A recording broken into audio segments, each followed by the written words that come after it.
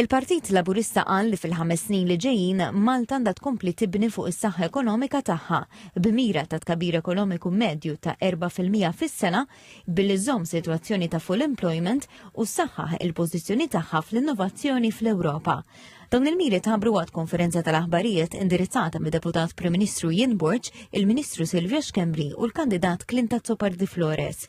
Ian Borg qal li skont bassir tal-Fond Monetarju Internazzjonali, l-IMF, Malta mistennija tibqa' fost il-pajjiżi bl-ogħla tkabbir ekonomiku fiż-żona euro fil-5 snin li ġejjin.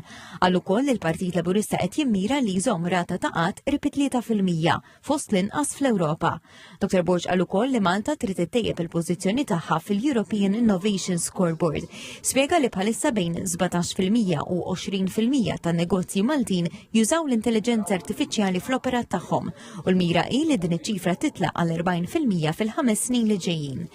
Il-Ministru għall-Ekonomija Silvio Xkembri spjega li fost il-miżuri ekonomiċi proposti hemm tnaqqis fit-taxxa għal kumpaniji b'turnover ta' €1,000,000 fis-sena, fejn il-profitti li jinżammu jew jiġu investiti mill-ġdid fil-kumpanija ikunu ntaxxati brata ta' 25% minflok 35%.